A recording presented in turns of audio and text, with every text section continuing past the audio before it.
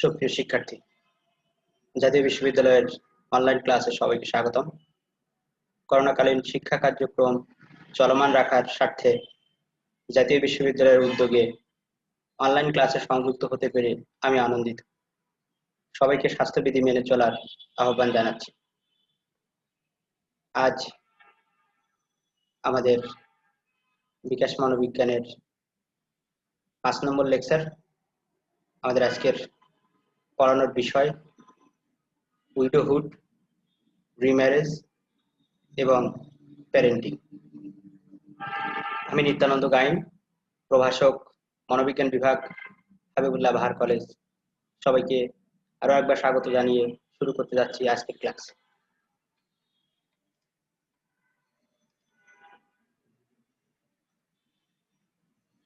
আমরা আছি সিলেবাসের 2 নম্বর চ্যাপ্টারে, যেখানে আজকে আমরা দেখব বৈধব্য জীবন, পুনর্বিবাহ এবং পিতৃত্ব মাতৃত্ব সম্পর্কিত বিষয়গুলো।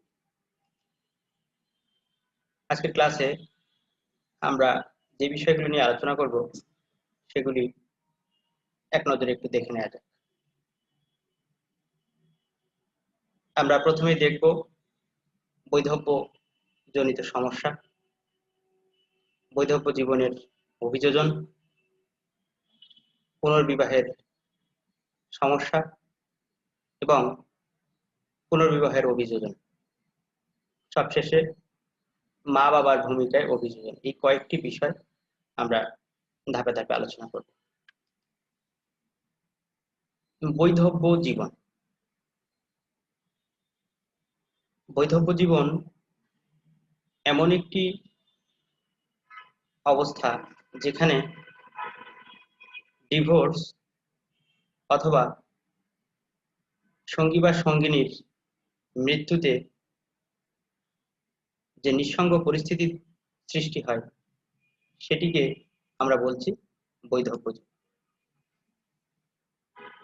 এই বৈধব্য জীবন একটি মানুষের জীবনের খুবই কষ্টকর একটি পরিস্থিতি। এই পরিস্থিতিতে অভিযোজন করা খুবই কষ্টসাধ্য, তবুও এটি আমাদের জীবনেরই অংশ। আমরা আজকের ক্লাসে এই বৈধব্য জীবনের সমস্যা এবং সেগুলোর সাথে কিভাবে অ্যাডজাস্ট করতে হয় সে বিষয়গুলো নিয়ে আলোচনা করতে যাচ্ছি।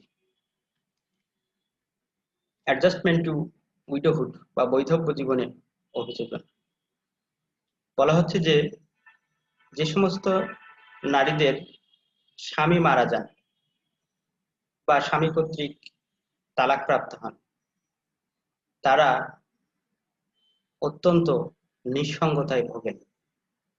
অন্যদিকে যে সমস্ত পুরুষের স্ত্রী মারা যান অথবা ডিভোর্স প্রাপ্ত হন, তাদের ক্ষেত্রে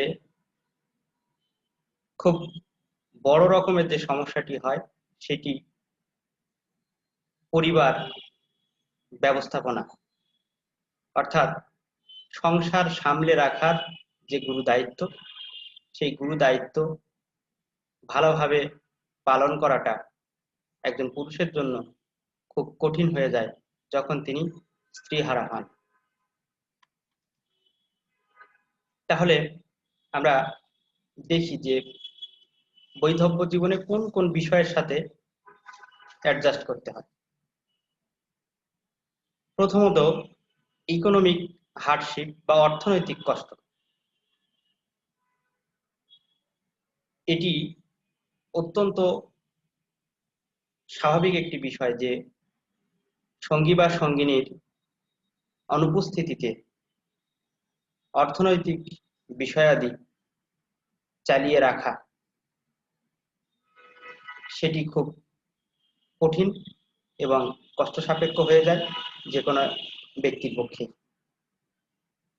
প্রতিটা দিনেই তাকে নানান রকমের অর্থনৈতিক সমস্যার মুখোমুখি হতে হয়, কারণ বর্তমান যে দ্রব্যমূল্যের ঊর্ধ্বগতি, সেই পরিস্থিতিতে এরকম বৈধব্য জীবনে অভিযোজন করা আসলে খুব কঠিন। চেঞ্জ ইন সোশ্যাল লাইফ, সামাজিক জীবনে পরিবর্তন। সামাজিক জীবনে পরিবর্তন বলতে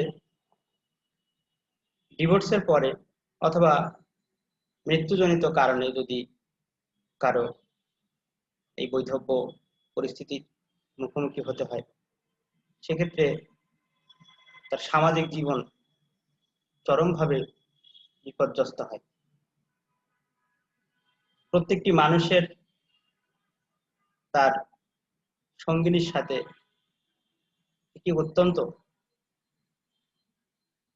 সুনিপুণ বা সুদৃঢ় আবেগিক সম্পর্ক থাকে। এরূপ পরিস্থিতিতে তাকে ঘিরেই জীবন আবর্তিত হতে থাকে। হঠাৎ করে এরকম একটি মানুষের চলে যাওয়াটা মেনে নেওয়া আসলে খুবই কষ্ট। এরপরে ফ্যামিলি প্রবলেম বা পারিবারিক সমস্যা। বৈধব্য জীবনে পারিবারিক সমস্যা আসলে এটি বলার অপেক্ষা রাখে না, কারণ বৈধব্যের কারণে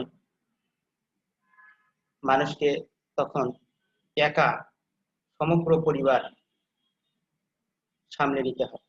বিশেষ করে যদি ছোট বাচ্চা থাকে, সেক্ষেত্রে এই একক বাবা বা একক মায়ের কাছে এই বাচ্চাকে লালন পালন করা, তাকে ভবিষ্যতে একটি ভালো জায়গায় নিয়ে যাওয়ার জন্য প্রাণান্তকর চেষ্টা করতে হয়। এবং এই কঠিন সংগ্রামটা যেহেতু তাকে একাই করতে হয়, তাই তাকে নানাবিধ সমস্যার মুখোমুখি হতে হয়। দৈনন্দিন জীবনের সমস্যা। যখন মানুষ একত্রে থাকে স্বামী স্ত্রী, তখন সংসারের প্রত্যেকটি কাজ একে অপরে মিলেমিশে করে, অর্থাৎ প্রত্যেকের একটি নির্দিষ্ট রোল থাকে, এক একজনের এক একটি দায়িত্ব থাকে। কোনো কোনো রোল হয়তো দুজনে মিলেই প্লে করতে হয়, আবার স্পেসিফিক কিছু রোল থাকে যেগুলি ব্যক্তিকে একা সামলে নিতে হয়। তো যখনই এরকম পরিস্থিতি তৈরি হয় যে বৈধব্য পরিস্থিতিতে তাকে হয়তো সব কাজ একাই সামলে নিতে হয়, যে কারণে তার এই দৈনন্দিন জীবনে নানা রকমের সমস্যার মুখোমুখি হতে হয়। আরেকটি বড় সমস্যা সেক্সুয়াল প্রবলেম বা যৌন সমস্যা।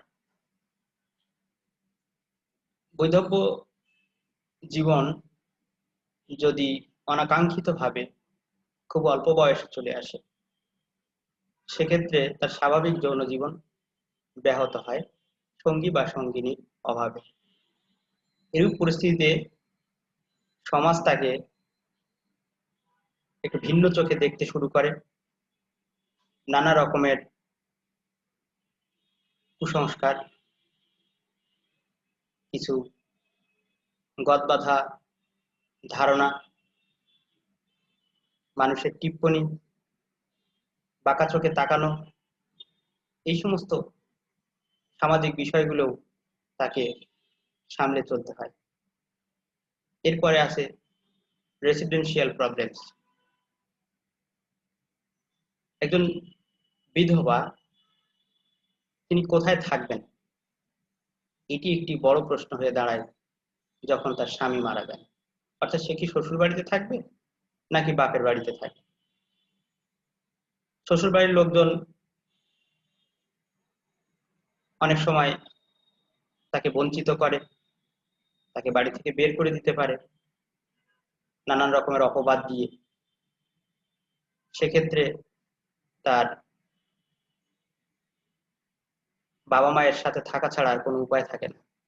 এরূপ পরিস্থিতিতে বাবা মায়ের উপর একটি বোঝা হয়ে যাওয়াটা তার জন্য একটি খুব বড় কষ্টদায়ক পরিস্থিতি। এই পরিস্থিতিটাও তাকে অভিযোজন করতে হয়, মানিয়ে নিতে হয়।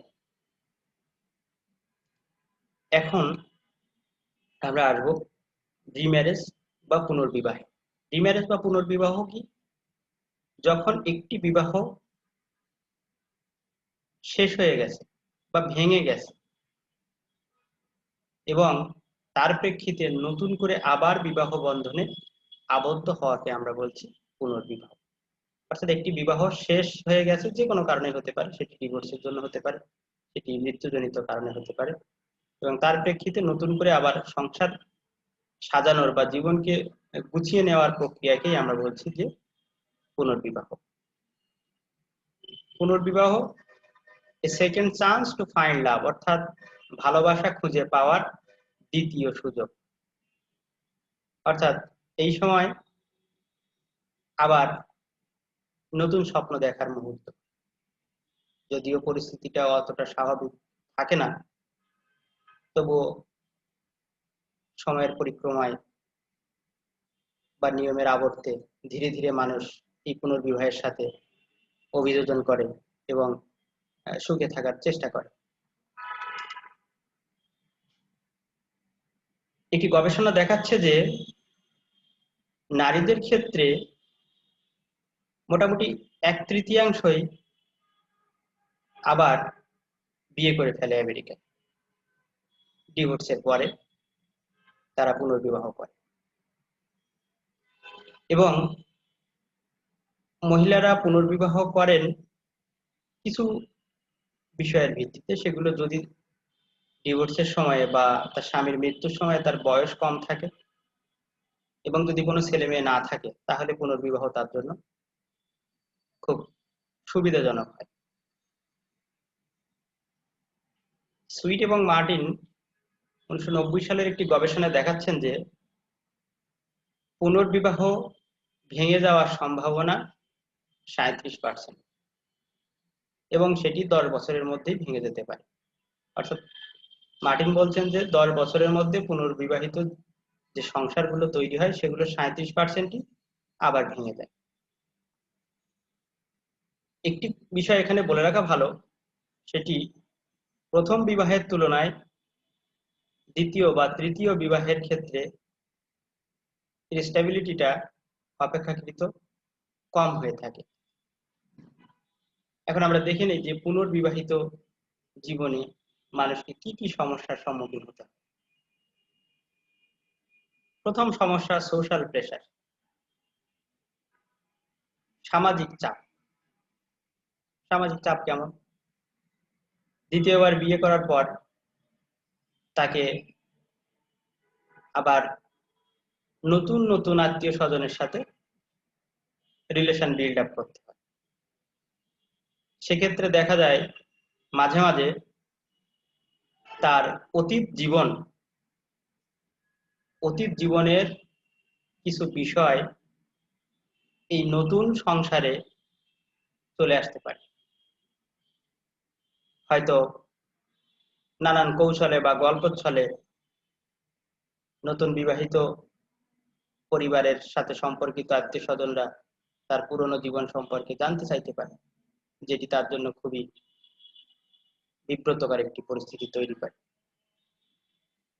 Sharing problem. শেয়ারিং প্রবলেমটা কি? এখন আবার নতুন করে তার আর্থিক, সামাজিক, আবেগিক নানান বিষয় তাকে শেয়ার করতে হয়। এখানে হয়তো তার আগের বিয়ের বাচ্চাদের সাথে শেয়ারিং করতে হয়, যেটি কিনা অনেক সময় সমস্যার সৃষ্টি করতে পারে। লো self steam steaming from the divorce. ডিভোর্সের কারণে মানুষের আত্মবিশ্বাস কমে যায়, এবং এই আত্মবিশ্বাস কমে যাওয়ার অর্থ হলো পুনর্বিবাহিত জীবনে গিয়ে অ্যাডজাস্টমেন্টের ক্ষেত্রে সে আরো বেশি অ্যাংশাস থাকবে, এবং তাকে সবসময় একটু অতি সাবধানী হয়ে চলতে হয়, যেটি কিনা তার স্বাভাবিক জীবন পরিচালনার ক্ষেত্রে অনেক সময় বাধা হয়ে দাঁড়াতে পারে। The past relationship is never really over, অর্থাৎ অতীত সম্পর্ক কখনো পুরোপুরি মুছে যায় না। অর্থাৎ অতীত দিনের স্মৃতি এগুলো কখনো কখনো তাকে নাড়া দিয়ে যায়। এই যে অতীত স্মৃতি, এই অতীত স্মৃতি যখন তাকে অনেক বেশি আলোড়িত করে, তখন এই পুনর্বিবাহিত সংসারে অ্যাডজাস্টমেন্টটা তার জন্য আসলে খুব কঠিন হয়ে যায়। স্টেপ চিলড্রেন মে ক্রিয়েট কমপ্লিকেশনস। সৎ সন্তান, সৎ সন্তান কি? অর্থাৎ যে সন্তানটি তার নয়, নিজের না, কিন্তু পুনর্বিবাহের কারণে তার আগের বিয়ের সন্তানগুলোকে দেখভাল করার দায়িত্ব নিতে হয়। এবং এক্ষেত্রে এই স্টেপ চিলড্রেনদের মধ্যে সবসময় তার স্টেপ ফাদার বা মাদার সম্পর্কে, সৎ বাবা মা সম্পর্কে একটি নেতিবাচক ধারণা থাকে। অর্থাৎ তারা কখনোই তাদের নতুন বাবা বা মাকে স্বাভাবিকভাবে মেনে নিতে পারে না, এবং নতুন বাবা মাও সত্যিকার অর্থে আগের বিয়ের সন্তানদেরকে নিজের সন্তানের মতো যত্ন আত্তি বা ভালোবাসা দেখাতে ব্যর্থ হন। তবুও অনেক সময় বিয়ের আগে এই বিষয়গুলো ডিসক্লোজ করা হয়, এবং এই বিষয় মেনে নিয়েই একজন পুনরায় বিবাহে আবদ্ধ হন যে তার পূর্বের সন্তানগুলোকেও দেখাশোনা করতে হবে, এরকম একটি কমিটমেন্টের মাধ্যমে তাদের বিয়েটা হয়ে যায়। যদিও বিবাহের পরবর্তীতে এসে দেখা যায় যে সেই কমিটমেন্ট অনেক সময় রাখার সুযোগ হয় না, এবং এই স্টেপ চিলড্রেনদের নিয়ে সংসারে, নতুন সংসারে আবার নতুন নতুন ঝামেলার সৃষ্টি হয়ে যায়। এখন আমরা একটু দেখে নিব যে কি করে পুনর্বিবাহিত জীবনের অভিযোজনটা করতে হয়। এখানে অভিযোজন মেনলি তিনটে দিকে করতে হবে, একটি মেড অ্যাডজাস্টমেন্ট, আর একটি অ্যাডজাস্টমেন্ট উইথ স্টেপ চিলড্রেন, এবং সোশ্যাল অ্যাডজাস্টমেন্ট। মেড অ্যাডজাস্টমেন্ট বলতে তার সঙ্গিনীর সঙ্গে অ্যাডজাস্ট করা। এমন হতে পারে তার আগের সঙ্গী যে সমস্ত বিষয়গুলো পছন্দ করতেন, বর্তমান সঙ্গী বা সঙ্গিনীটি সেই বিষয়গুলো পছন্দ নাও করতে পারেন, ফলে প্রিভিয়াস এক্সপেরিয়েন্স বা প্রিভিয়াস এক্সপেকটেশনস এক্ষেত্রে কিন্তু একটি সমস্যা তৈরি করতে পারে। আমরা যদি মনে করি যে আমার আগের সঙ্গী বা সঙ্গিনী ঘুরতে পছন্দ করে, এক্সট্রোভার্ট, তার সাথে যেভাবে আমরা ব্যবহার করতাম সেটা যদি ইন্ট্রোভার্ট কোনো সঙ্গী বা সঙ্গিনীর সাথে আমরা করতে যাই, তাহলে সেক্ষেত্রে সমস্যা তৈরি করে। এরপর দুজনের মধ্যে বোঝাপড়াটা তৈরি করে নিতে হবে নতুন করে। আর্থিক বিষয় লেনদেন বা শেয়ারিংটা অ্যাডজাস্ট করতে হয়। একই বাসা, পরস্পরের আত্মীয় স্বজন, তাদের সাথে অ্যাডজাস্ট করাটাও বেশ কঠিন হয়ে দাঁড়ায়। এরপরে যে সমস্যা, সেটি স্টেপ চিলড্রেনদের সাথে বা সৎ ছেলে মেয়ের সাথে অ্যাডজাস্ট করা। এটি অনেকটা কষ্টসাধ্য, কিন্তু তবুও অ্যাডজাস্ট করতে হয় পরিস্থিতির খাতিরে। কারণ পুনর্বিবাহিত জীবনে পিতামাতাকে একটি বিষয় সর্বদা মনে রাখতে হবে যে তাদের এই পুনর্বিবাহের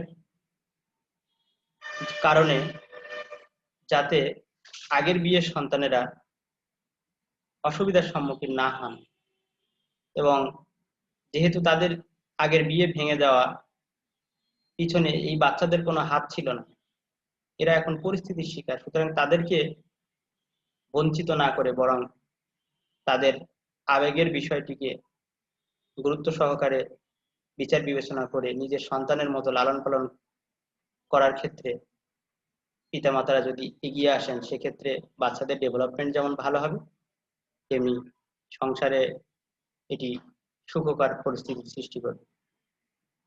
আরেকটি বিষয় পুনর্বিবাহিত জীবনে অ্যাডজাস্ট করতে হয়, সেটি সোশ্যাল অ্যাডজাস্টমেন্ট বা সামাজিক অভিযোজন।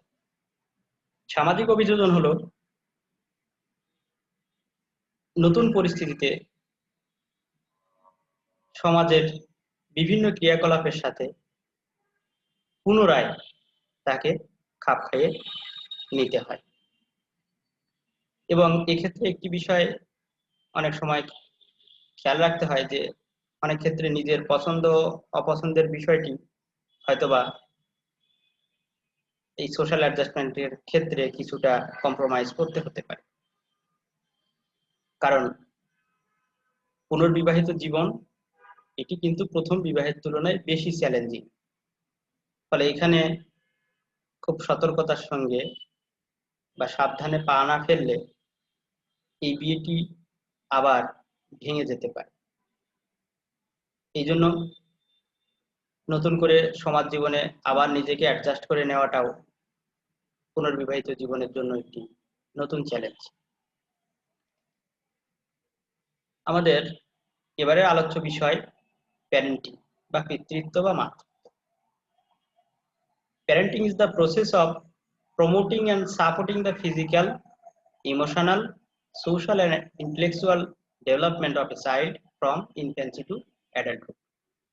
অর্থাৎ একটি শিশুর জন্মের পর থেকে তাকে স্বাবলম্বী করা পর্যন্ত সব ধরনের শারীরিক, আবেগিক, সামাজিক এবং বুদ্ধিবৃত্তিক বিকাশে সহযোগিতা করার যে প্রক্রিয়া সেটি প্যারেন্টিং বা পিতৃত্ব বা মাতৃত্ব। একটি সন্তানের জীবনে পিতামাতার ভূমিকা অনস্বীকার্য। অর্থাৎ পিতামাতাই তাকে সমাজে কঠিন পরিস্থিতির সাথে খাপ খাইয়ে চলতে শেখান। পিতামাতার কাছ থেকে সন্তানেরা জীবনের চলার পথে দীক্ষা গ্রহণ করে। পিতামাতারা সন্তানের রোল মডেল। পিতামাতা সব শেষে সন্তানের আশ্রয়স্থল, নিরাপদ আবেগের জায়গা। পিতৃত্ব মাতৃত্বের ভূমিকায় একজন প্রাপ্তবয়স্ক মানুষকে নানান বিষয়ে অভিযোজন করা দরকার পড়ে। আমরা হেনরি বিচারের একটি বিখ্যাত উক্তি এক্ষেত্রে একটু দেখে নিব। We never know the love of our parents until we have become parents। অর্থাৎ যতদিন পর্যন্ত না একজন ব্যক্তি নিজে সন্তানের পিতা বা মাতা হচ্ছে ততদিন পর্যন্ত পিতামাতার ভালোবাসা কি জিনিস সেটি শতভাগ বোঝা কারো পক্ষে সম্ভব হয়। অর্থাৎ পিতামাতা হলেই সন্তানের কষ্ট বোঝা যায়, অনেক ত্যাগ স্বীকার করতে হয় সন্তানের জন্য পিতামাতাকে। আমরা এখানে দুটি বিষয়ের অভিযোজন একটু আলোচনা করে নিব, সেটি ভলান্টারি চাইল্ডনেস এবং সিঙ্গেল প্যারেন্টহুড।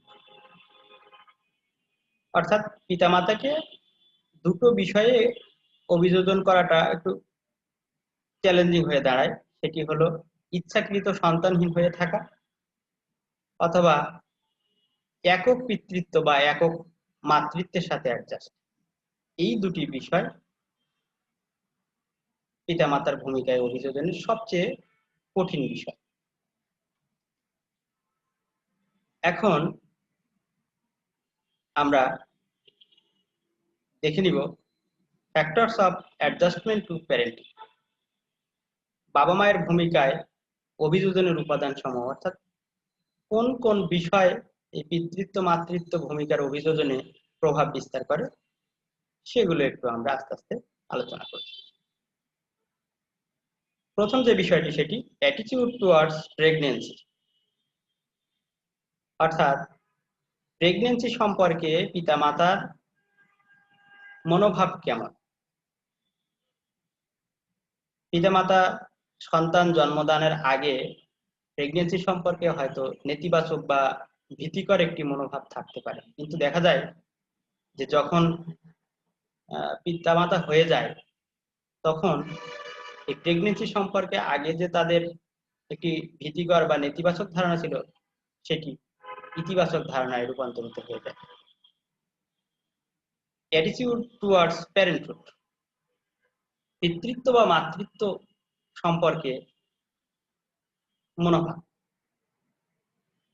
পিতামাতা যদি পিতৃত্ব বা মাতৃত্ব সম্পর্কে মনোভাব নেতিবাচক হয়ে থাকে, সেক্ষেত্রে সন্তান লালন পালন করা বা জন্মদান করা তাদের জন্য চ্যালেঞ্জিং। আর যদি এই পিতৃত্ব বা মাতৃত্বকে খুব সহজে মেনে নিয়ে এটিকে জীবনের অংশ হিসেবে ধরে নিয়ে এটিকে যদি ইতিবাচক ভাবে চিন্তা করা যায়, তাহলে দেখা যাবে যে পরবর্তী জীবনে অ্যাডজাস্টমেন্টে এটি সহযোগিতা করে। এজ অফ প্যারেন্টস, পিতৃত্ব মাতৃত্ব অভিযোজনে বয়স একটি অত্যন্ত গুরুত্বপূর্ণ ফ্যাক্টর। দেখা গেছে যে যারা কম বয়সে বাবা মা হন, তারা একটু বেশি উদাসীন থাকেন, কিন্তু যদি প্রাপ্ত বয়সে বাবা মা হন, তাহলে সেক্ষেত্রে আরো বেশি দায়িত্ববান হন সন্তানের প্রতি, স্ত্রীর প্রতি, যেটি পিতামাতার এবং সন্তান উভয়ের জন্য শুভ। জেন্ডার অফ চিলড্রেন, পিতামাতার অভিযোজনের ক্ষেত্রে সন্তানের লৈঙ্গিক পরিচয় এটি গুরুত্বপূর্ণ বিষয়। যদি এমন পিতামাতা থাকেন যে তারা ছেলে সন্তান প্রত্যাশী কিন্তু মেয়ে সন্তানের জন্ম দিয়ে ফেলেছেন, সেক্ষেত্রে মেয়ে সন্তানটির প্রতি তাদের নেতিবাচক মনোভাব তৈরি হতে পারে।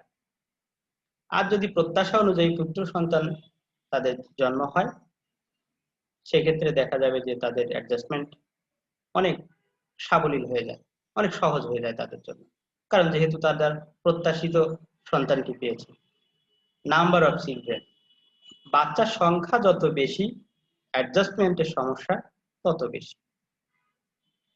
সে কারণে আমরা দেখেছি যে দুইয়ের অধিক সন্তান নয়, একটি হলে ভালো হয়, এরকম একটি স্লোগান আমাদের সমাজে আছে, যে সন্তানের সংখ্যা যত কম হবে তত তাদের লেখাপড়া, ভরণ পোষণ, তাদের জীবনের দায়িত্ব নেওয়া, তাদেরকে একটি ভালো জায়গায় পৌঁছে দেওয়া পিতামাতার জন্য সহজ হয়। আর যদি সন্তান সংখ্যা অনেক বেশি হয়ে যায়, সেক্ষেত্রে সবার প্রতি সমানভাবে মনোযোগ দেওয়া অত্যন্ত কঠিন হয়ে যায় এবং সন্তানের বিকাশও বিঘ্নিত হতে পারে। এর পরবর্তী বিষয় যেটি, সেটি প্যারেন্টাল এক্সপেকটেশন। অনেক ক্ষেত্রে সন্তানের প্রতি পিতামাতার প্রত্যাশা থাকে একটু বেশি, আর এই প্রত্যাশা যদি অনেক বেশি হয়, তাহলে স্বভাবতই প্রত্যাশা এবং প্রাপ্তির মধ্যে একটি বড় গ্যাপ তৈরি হয়ে যায়, যেটি অভিযোজনের ক্ষেত্রে সমস্যার কারণ হয়ে যায়। অনেক সময় যখন মা গর্ভধারণ করেন, তখন তিনি হয়তো চিন্তা করতে পারেন যে তার একটি ড্রিম চাইল্ড হবে, অর্থাৎ স্বপ্নের মতো সুন্দর, এবং এই স্বপ্নের মতো সুন্দর একটি বাচ্চা হবে, সুস্বাস্থ্য হবে, কাঙ্ক্ষিত গায়ের রং হবে, দেখতে অত্যন্ত কিউট হবে। এরকম একটি এক্সপেকটেশন থেকে যদি দেখা যায় যে তাদের চাহিদা মাফিক বা তাদের প্রত্যাশা অনুযায়ী সন্তানটি না হয়, সেক্ষেত্রে সেই সন্তানের প্রতি একটি নেতিবাচক মনোভাব তৈরি হয়ে যেতে পারে, যেটি কিনা এই পিতামাতার ভূমিকার অভিযোজনে সমস্যা তৈরি করতে পারে। ফিলিংস অফ প্যারেন্টাল অ্যাডিকুয়েসি, অর্থাৎ পিতৃত্ব মাতৃত্বের যে অনুভূতি, সেই অনুভূতিটা পর্যাপ্ত কিনা, অর্থাৎ ভিতর থেকে আমি আমার সন্তানের জন্য মমত্ববোধ অনুভব করতে পারি কিনা। যদি ভিতর থেকে আমার সেই পিতৃত্বের বা মাতৃত্বের স্নেহ, ভালোবাসা, দায়িত্ববোধ এগুলো ভিতর থেকে আসে, তাহলে অ্যাডজাস্টমেন্ট বা অভিযোজনে সহায়ক হয়। আর যদি দায়ে পড়ে বা সামাজিক চাপে বা পরিবারের চাপে পড়ে কোনো সন্তানের দায়িত্ব নিতে হয় যেটি কিনা ব্যক্তি নিতে ইচ্ছুক নয়, এরূপ পরিস্থিতিতে তাকে কিন্তু অ্যাডজাস্টমেন্টে অনেক সমস্যার সম্মুখীন হতে হবে। অ্যাটিটিউড টুয়ার্ডস চেঞ্জ রোল, পিতামাতা হয়ে গেলে তাদের ভূমিকায় পরিবর্তন আসবে, এটি খুব স্বাভাবিক। এখন এই যে পিতামাতা হওয়ার পরে তাদের ভূমিকায় পরিবর্তন আসবে, তাদের হয়তো ক্যারিয়ার ডেভেলপমেন্টে সমস্যা হতে পারে, অনেক সময় মাকে হয়তো চাকরি ছেড়ে দিতে হয়। তো এই যে পরিস্থিতিগুলো তার হবে, সেটি যত সহজে একজন বাবা বা একজন মা মেনে নিতে পারবে, সন্তানের জন্য তাদেরকে দিন রাত এক করে ফেলতে হতে পারে, রাত্রে হয়তো তাদের ভালো ঘুম হবে না, সন্তান অসুস্থ থাকলে তাকে নিয়ে হসপিটালে দৌড়াদৌড়ি করা, অর্থাৎ সব মিলিয়ে একটি বাচ্চা লালন পালন করতে গিয়ে বাবা মার পার্সোনাল লাইফের অনেক বিষয় স্যাক্রিফাইস করতে হবে। এবং এই যে রোল চেঞ্জের ব্যাপারটি চলে আসে সন্তান লালন পালন করতে গিয়ে, এটির প্রতি যত বেশি ইতিবাচক মনোভাব থাকবে, তত অভিযোজনে এটি সহায়ক হবে। আর যত এই বিষয়ের প্রতি নেগেটিভিটি থাকবে, চিন্তা চেতনা, তত অ্যাডজাস্টমেন্টে কঠিন পরিস্থিতির মুখোমুখি হতে হবে। The child's temperament. Child's temperament, বাচ্চা কেমন? খুব রাগী, জেদি, কথা শোনে না, ভাঙচুর করে, কন্ট্রোল করা কঠিন। বাচ্চা যদি এরকম হয়, সেক্ষেত্রে বাবা মাকে খুব কঠোর পরিশ্রম করতে হয়, এবং এরকম বাচ্চার সাথে অ্যাডজাস্ট করা আসলে বাবা মায়ের জন্য খুবই কষ্টদায়ক। অপরপক্ষে সন্তান যদি বাবা মায়ের নির্দেশনা মাফিক চলে, শান্ত স্বভাবের হয়, পড়াশোনার প্রতি মনোযোগী হয়, দুষ্টুমি কম করে, সেক্ষেত্রে বাবা মা এরূপ সন্তানের জন্য গর্ব অনুভব করেন এবং তাদের অ্যাডজাস্টমেন্টটা ভালো হয়। আমরা এখন একটু দেখে নিব যে আজকের যে ক্লাসটি আমরা এতক্ষণ একসাথে ছিলাম, সেখান থেকে কি ধরনের প্রশ্ন পরীক্ষাতে আমরা পেতে পারি। অতি সংক্ষিপ্ত বিভাগে আমরা দেখতে পাচ্ছি যে মানুষ কখন সন্তান চায়, এরকম একটি প্রশ্ন। প্রথম সন্তান বাবা মায়ের কাছে বেশি চাপ মনে হওয়ার কারণ কি? এটি এক কথায় উত্তর করতে হয় যেহেতু অতি সংক্ষিপ্ত। খ বিভাগ বা সংক্ষিপ্ত প্রশ্নে আমরা দেখছি বৈধব্য জীবন ব্যাখ্যা কর, পুনর্বিবাহ অভিযোজন ব্যাখ্যা কর। এই দুটি বিষয় সংক্ষিপ্ত প্রশ্ন হিসেবে আমাদের পরীক্ষাতে আসতে পারে। গ বিভাগ বা রচনামূলক প্রশ্নের ক্ষেত্রে আমরা দেখছি বৈধব্য জনিত সমস্যা সমূহ আলোচনা করো, অর্থাৎ বৈধব্যকালীন সময়ে মানুষ কি কি সমস্যার সম্মুখীন হয় সেগুলো একটু বিস্তারিত আলোচনা করতে হবে। পুনর্বিবাহের সমস্যা সমূহ আলোচনা করো। মা বাবার ভূমিকায় অভিযোজন আলোচনা করো। এখানে যে প্রশ্নগুলি আমি দিয়েছি নমুনা প্রশ্ন হিসেবে, তার সবগুলো বিষয়ই আমরা সংক্ষেপে আলোচনা করেছি। আশা করি তোমরা যখন এগুলো অনুশীলন করবে তখন তোমাদের জন্য আরো সহজ হয়ে যাবে। যেহেতু সময় স্বল্পতা আছে, ফলে বিস্তারিত আলোচনা সম্ভব হয় না, তবুও সীমিত পরিসরে তোমাদের কথা চিন্তা করে আমাদের এই যে প্রচেষ্টা, আশা করি সেটি তোমার কাজে লাগবে এবং এই করোনাকালীন পরিস্থিতিতে পড়াশোনাটাকে চালিয়ে রাখতে সহায়ক হবে বলে আমরা আশাবাদী। সবাই স্বাস্থ্যবিধি মেনে চলি এবং করোনা পরিস্থিতিতে স্বাস্থ্যবিধি মেনে চলা ছাড়া এই লড়াইয়ে আমাদের জয়লাভ কখনোই সম্ভব নয়। আমাদেরকে স্বাস্থ্যবিধি মানতেই হবে। একটি বিষয় মনে রাখতে হবে যে এক অদৃশ্য শত্রুর বিরুদ্ধে আজকে সমগ্র বিশ্ব লড়াই করছে। বিজ্ঞানীরা আপ্রাণ চেষ্টা চালিয়ে যাচ্ছেন একটি সফল টিকা আবিষ্কারের জন্য। অদূর ভবিষ্যতে হয়তোবা আমরা সেই টিকা পেয়ে যাব। যতদিন এটি আমাদের নাগালের মধ্যে না আসছে ততদিন পর্যন্ত আমাদের অবশ্যই স্বাস্থ্যবিধি মেনে চলতে হবে, নিজে সচেতন থাকতে হবে, পাশাপাশি মানুষকে সচেতনতার দায়িত্ব নিতে হবে। কারণ আজকের ছাত্ররা আগামী দিন এই দেশের কর্ণধার হবে। সুতরাং তাদের দায়িত্ববোধের জায়গাটা আমি মনে করি অনেক বেশি।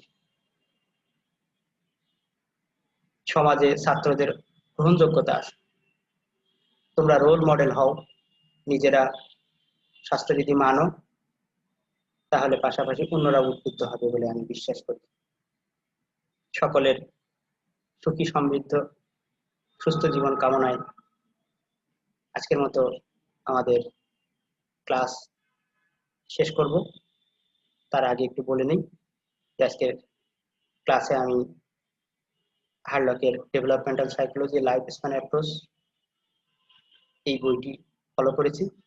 সাথে সহায়ক গ্রন্থ হিসেবে আমিনুল হক স্যারের বিকাশ মনোবিজ্ঞান এবং তালুকদার স্যারের বিকাশ মনোবিজ্ঞান 2 এই দুটি বইও তোমাদের জন্য আশা করি সহযোগিতা পাবে। তোমরা এখান থেকে বইগুলো অনুশীলন করার চেষ্টা করো। তোমরা ভালো থেকো। সবাইকে জর্জ বার্নার্ড শয়ের একটি বিখ্যাত উক্তি দিয়ে আজকে ক্লাস থেকে আমরা বিদায় নিচ্ছি। A happy family is but an earlier heaven, অর্থাৎ একটি সুখী পরিবার হচ্ছে স্বর্গের মতো। প্রত্যেকের পরিবার এরকম স্বর্গীয় আনন্দে ভরে উঠুক, সকলের জীবন সুন্দর হোক, সবাই নিরোগ হোক, এই শুভকামনা সবার জন্য। ভালো থেকো।